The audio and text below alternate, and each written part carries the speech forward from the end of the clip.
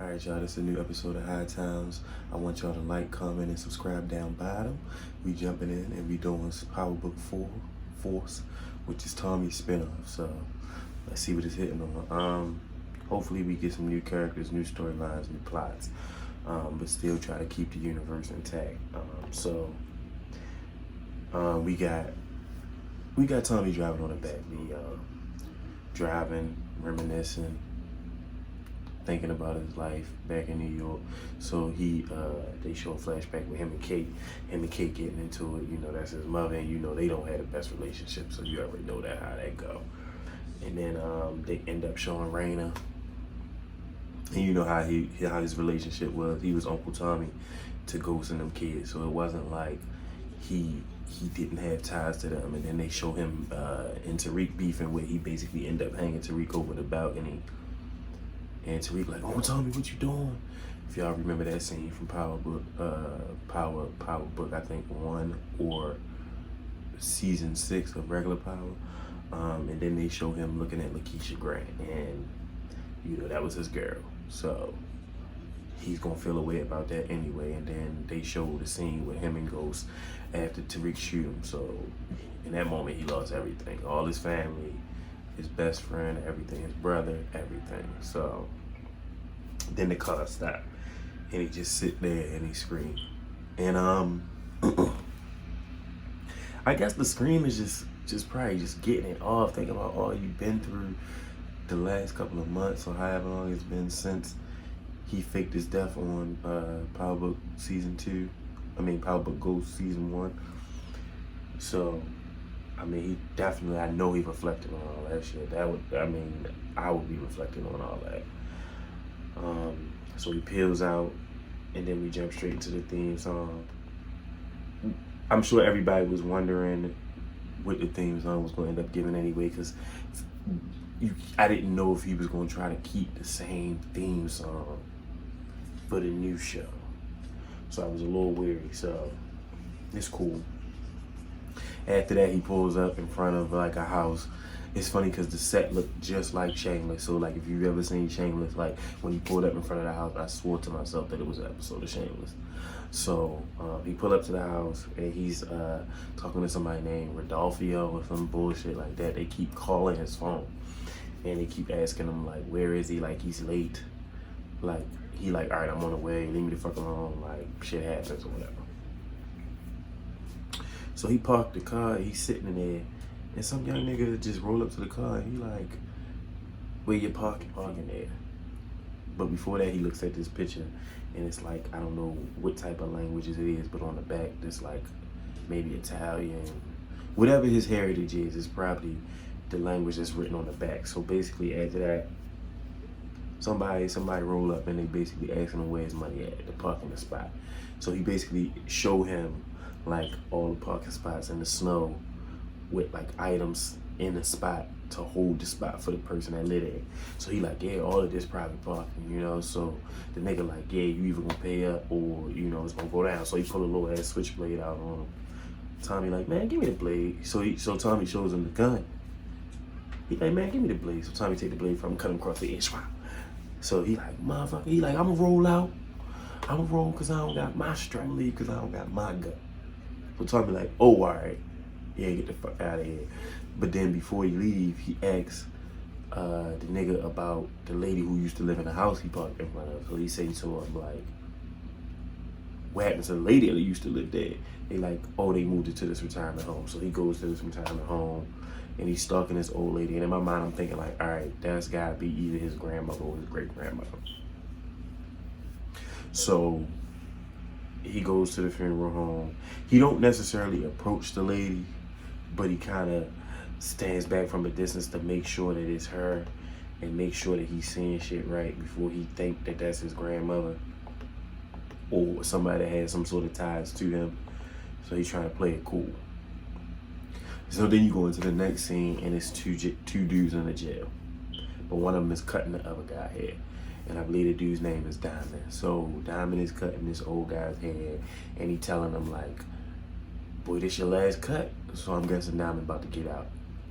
And the old man, and he telling the old man, he like, nah, I'm trying to make this one last. You know, the old man like, nah, once you get out of here, don't you come back. Like, don't even think about, like, coming back. Old dude tell him, like, listen, handle your business on the outside. I'll see you when I see you. And he straight tell the old man, like, I'm gonna miss you too. So him and the old dude clearly had a connection while they been in there. I don't know if the old dude is a G or not, or he just an old man that was locked up. So I guess we'll either forget about him as a character or we'll find out more about him as a character. So he goes back to his cell. I mean, they give him the slow-mo walkthrough, like we were supposed to know who he was from Jump Street, which I thought was crazy. Everybody mugging him, so I'm guessing he's not a team player when it comes to the prison because everybody's mugging him. So there's some bald head round dude sitting down with a whole little crew, and he like, yeah, we gonna wait till he get out. We're gonna let him get real comfortable, then we gonna make the call. So who knows what that plan is? But they plotting, so we'll see. Tommy walking to a bar. First thing in the morning, actually. I don't be understanding how people can drink first thing in the morning. The only way I'm doing that is if I was drinking the night before. Other than that, I'm not waking up like from a night of not drinking and being like, oh yeah, let me go get a drink. No. So he meets this, he sees the bartender. I mean, she's like a little light-skinned lady. She's cute. She's cute, nice little curly natural hair. They talking, you know, he asks for, you know, a double shot of James. So that was an empty scene, but it left a lot to like the imagination of how you wanted to perceive that scene. Because again, the only way I would know who she is if I looked her up on like IMDb or some shit. So next scene, Tommy standing in front of him. Between that and Tommy meeting him at this place, Diamond gets out of jail. And his younger brother picks him up. And before that, he ended up giving the prison guard his J's, and they gave him like a barber kit in exchange. So, you know, clearly he was respected there. So it wasn't like he had too many problems on the CO side. And then he must have had a group of people that actually did respect him. But the Mexicans, it looked like the Mexicans or the Hispanic people just wasn't cool with him, or the Italians. They looked like, I can't say exactly what nationality they was, but they didn't look like they were huge fans of his. I'm gonna say that. So him and the brother pull off, and then you get the next scene with Tommy in front of the police. Dr. Parker's office. So I'm not sure if I think that's the restaurant. So basically what he's doing is he waited until nighttime to go back into the restaurant to get the soup from old girl at the bar. So he's sitting there and he parked in front of the spot, and another person roll up and they like, move your fucking car. He like, what the fuck is it with y'all in the parking spot? So him and the dude exchange a few words. They get into it about the parking spot. The nigga Victor and the nigga Simon, they jump out the car. They ready to go. They ready to start a beef with the nigga. So Simon flashes his motherfucking badge like he a cop, so that made Tommy fall back. And then they basically get into a little shuttle match. It's a nigga in the back seat that got like a little comb over or whatever. But he seemed to be running the show from where he's sitting. In that particular moment, he's running the show. So he jumps out the car. He tells them two to calm the fuck down, stop acting a fool. And he like, my apologies. He like, look, I'm on a schedule. My boss would greatly appreciate it if you moved your car. I hate to ask again, especially after you just told the young boy you wasn't gonna move it. So I hate to ask again. So Tommy basically say to the nigga, he like, that's how you ask a person to do something. You don't basically just run up on him talking about move your fucking car. And then he talking about fuck Tom Brady and fuck Larry Bird. Why leave him out of it? Tommy ass ain't even from fucking Boston. If I can recall, I don't think he's from Boston. So you fucking saying fuck Tom Brady and fuck Larry Bird to him, what does that mean? He's not from Boston. Whatever. Moving on. So then you meet Walter Flynn, which I'm guessing is the main villain of the whole shit. So he must be like a mob, a crime syndicate, and he has like a whole family over an organization. So Victor is Walter's son, and then he has a daughter named Claudia that runs the books, keeps them clean or whatever. But the thing about Claudia is Claudia want to be in the street so bad. Like Walter telling her like, baby girl, what your brother does is men's work. Like, you need to just chill. You don't need to try to be in the streets, like, if you don't have to. He like, I need you to watch my back, keep the books clean. Can you do, he basically saying, can you do that? Can you worry about that? He literally, it got so bad that he literally held her hands like this and showed her hands and was like, what you gonna do with them hands? Who are you gonna hurt with them hands, you know? I mean, he ain't had to do it like that because it's not like she couldn't hold her own. It's not as if women can't hold their own. So for him to say that, a little sexist, but that is his daughter, so he want to keep her safe. So I get it. He like, yo, I'm still letting you in on the dirt. You just not about to be in the streets. So she catch an attitude about that. And I mean, it's typical father-daughter shit. So like, in my mind, I'm not even surprised at her reaction because, again, it's typical father-daughter shit. So the scene after that is Tommy and Comb Over basically both waiting outside Dr. Parker's. So they both waiting outside the restaurant. Of course, Comb Over is waiting for Simon and Victor to come out. And then Tommy is literally just waiting to go get his pie. So, and they conversing and Comb Over basically tell him like, I like how you conduct yourself, especially since you have restraint against these idiots, because you could have just as easily snapped one of these niggas next. So he like, I appreciate that. So Victor go into the bar. Clearly Victor and the bartender girl either used to date or are dating at the moment. So Victor press up on her. He like, you want to run off to Buffalo with me for a little bit or whatever. She like, well, why we going to Buffalo? He like, so we can talk about things. She like, why? Nothing changed. You still an asshole. If your father's still calling the shots, I'm not fucking with you. So he leaves. He leaves, but he tells Simon to keep an eye on her on the way out. So he didn't do nothing but piss her off, honestly. And he keeps saying he got a plan to get from up under his father. Sir, I don't see that. And if you do, I don't see it being able to be pulled off in the first season. So I'm going to just say that. So Victor, whatever your plan is, you might as well move on. So, of course, like I said, Victor leaves Simon in the bar. Victor comes out by himself. Of course, Comb Over wondering like, all right, so where the fuck is Simon? He come out, he has a stare down. Comb Over basically tells Tommy like, look, it ain't worth it. I'll let it go on about your business. So Tommy, of course, stared the nigga down. And he just like, all right, bet. I'm gonna get mine back. Don't even worry. So, of course, he go in. He goes straight to the bar with old pretty girl at. And she start pouring him drinks, but it's rum. He like, I don't drink no rum. And she like, you gonna drink the rum tonight? So he like, all right, I want the pie. I came for the pie, whatever. And she like, all right, cool. But she give him a menu. But she tell him like, nigga, the menu is just for aesthetic. So down at the other end of the bar, you got Simon pressing up on the girl. She kind of like a T-Buzz looking chick, for real. So she come down, the bartender girl go down there to save T-Buzz or whatever. And she tells Simon like, I don't need a babysitter. Why the fuck are you here? And he like, what? I'll do what the fuck I'm told or whatever. And she like, yo, get the fuck out of here. Like, you're a glorified fucking hand man. You're a fucking glorified bag man. She like, you're a gopher. She like, get the fuck out of here, bro. And he ate that, but he looked like he do a little bit of coke. So he looked like he was a little on edge. So she might want to keep it easy with Simon. So then she make her way back down to the end of the bar where Tommy at. And of course, Tommy could see the exchange between her and Simon. So Tommy kind of cut his eye down there and saw their exchange. So that's just a key point. She go back and she like, you gonna eat whatever I give you. So he like, all right, cool. I like, I think he like her aggressive approach.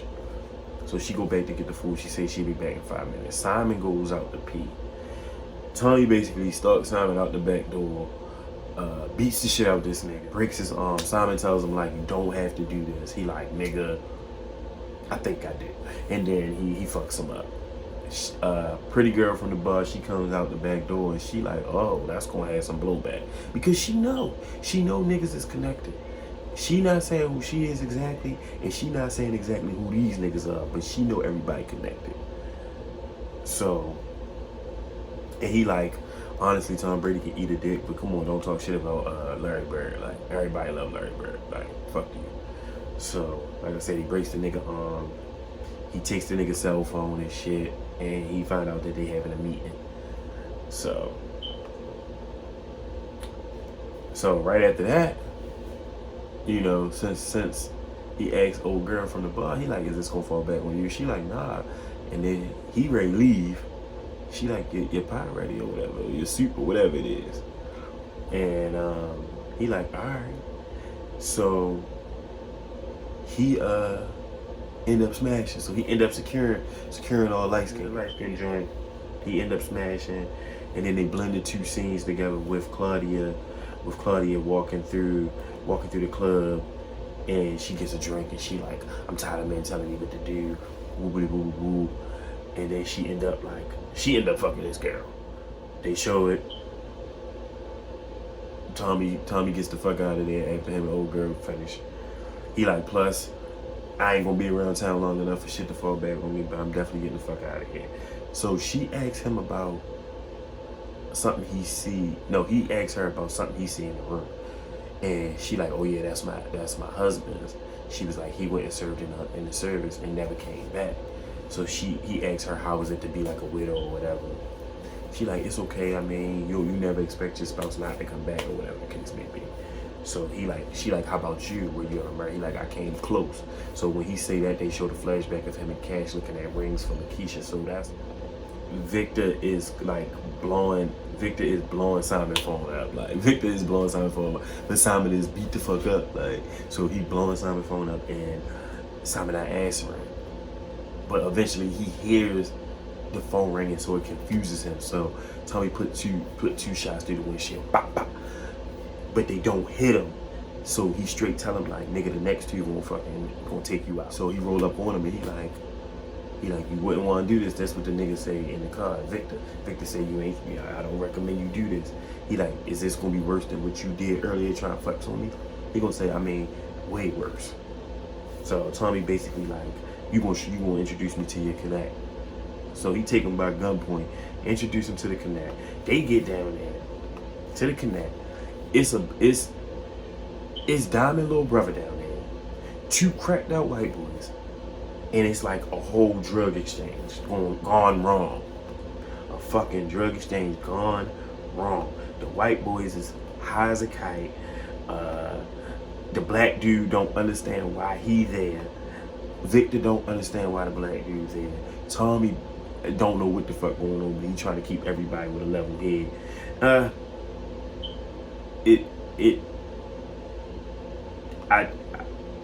I just think it was gonna be a bad plan regardless. It looked like they tried to make shit go left, and then they was probably gonna blame it on the black dude.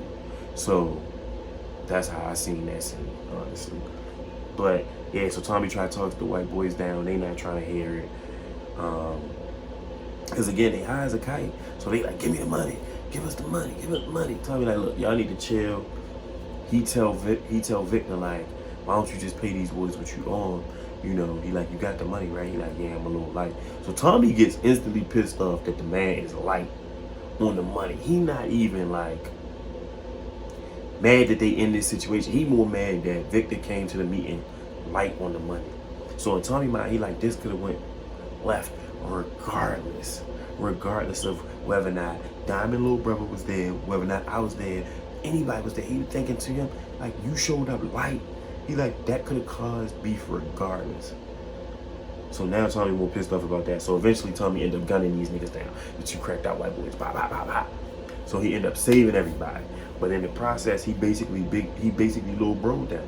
Cause he felt like they was acting like amateurs, so he treated them like amateurs. He took their drugs and he took their fucking money. And he rolled out.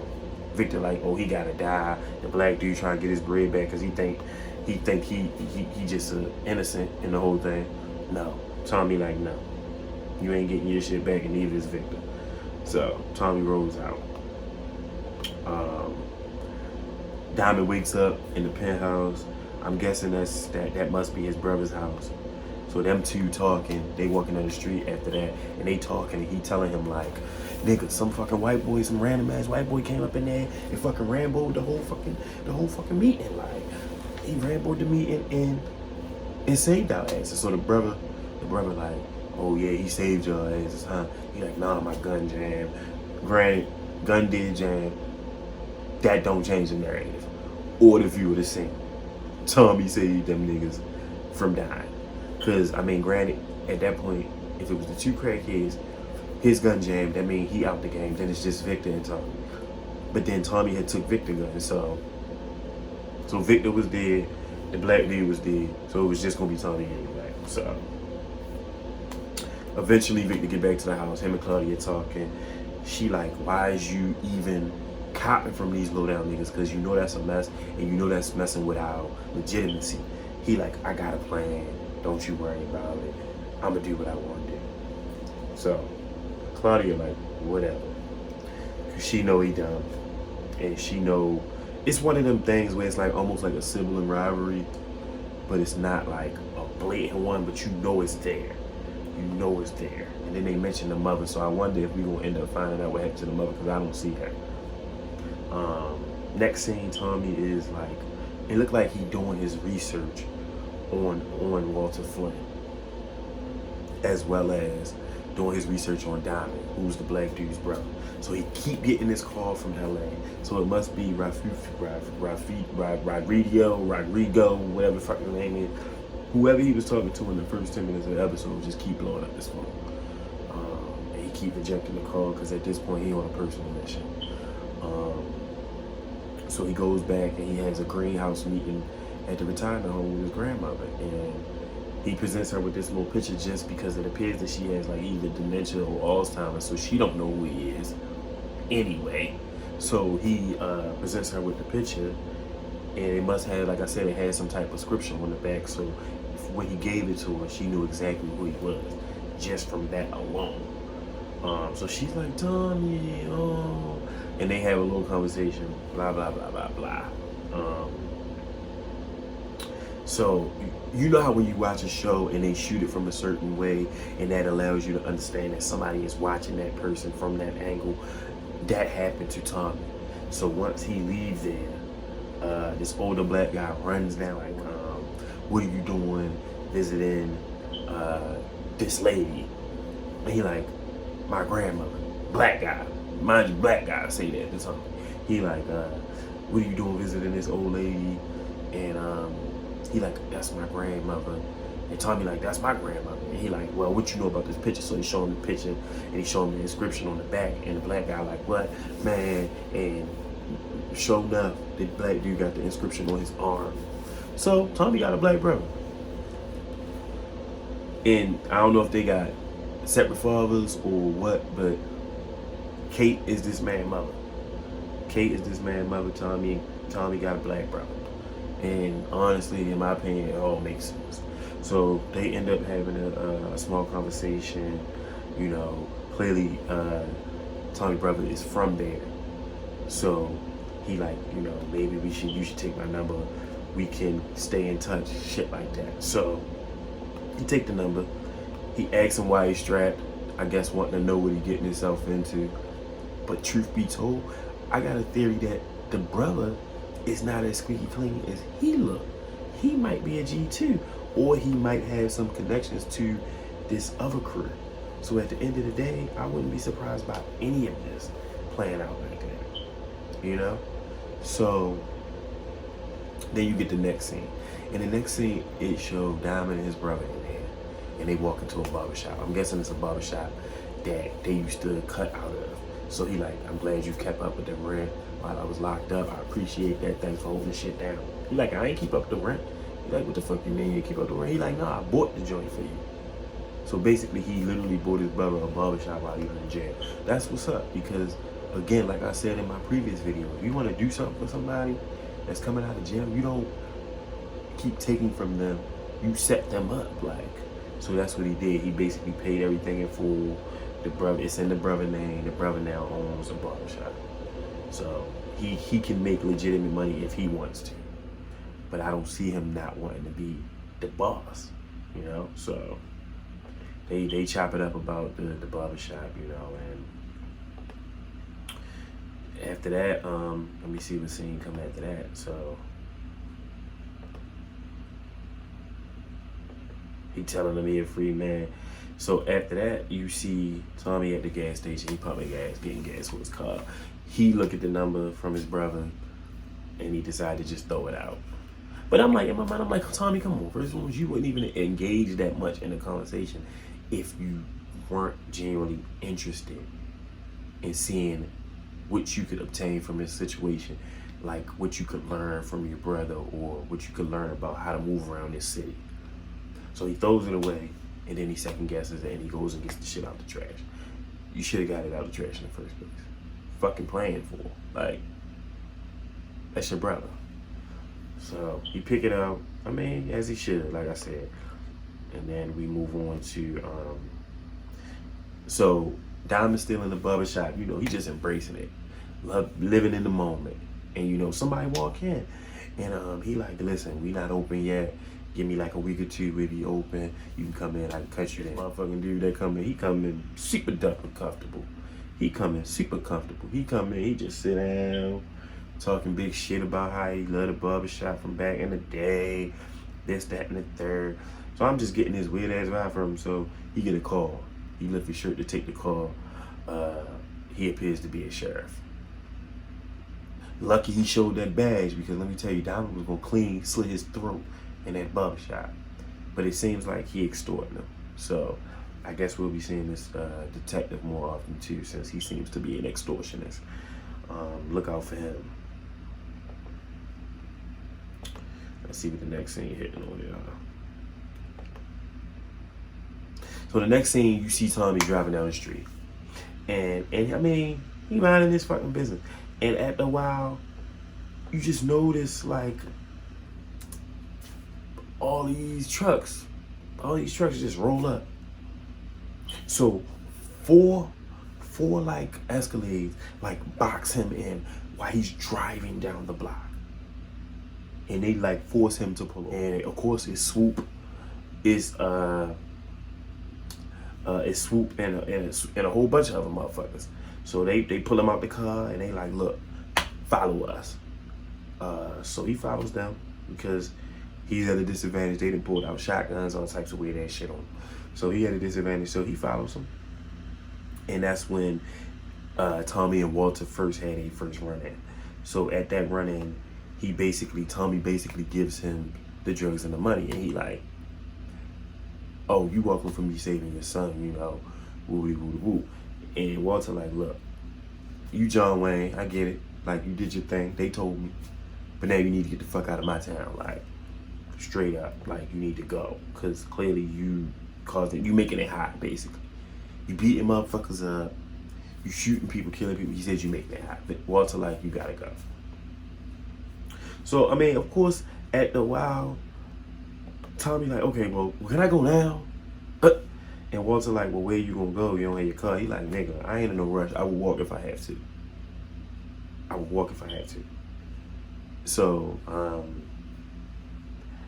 that scene pretty much is real light. But I felt like they had to put them two in the same room so that we could understand where their story comes from. So if it ever expands, we'll know, like, okay, at least we know they met each other in this moment and they had a conversation in this moment. So he tells him back up. Tommy asks if he's gonna leave. So Tommy leaves. He's driving. He finally takes Rodrigo call or whatever the fuck his name is. And he like, look, he basically make the mistake of saying that he worked for them. Tommy like, what, nigga, I'm a free agent. I don't work for nobody. He said, matter of fact, I'm not even fucking coming. I'm gonna go ahead and set myself up here and see what I can get out of this. Now, I'm gonna be honest, I don't know if that was necessarily a good idea, but we're gonna have to wait and see. So that's how the episode ended, with Tommy busting the Huey. At least he got a girl. He done already made his mark so people know who he is. So we're gonna see how it play out. Look, y'all like, comment, and subscribe at the bottom. You let me know what you think it is. And I'll catch y'all next week. Bye.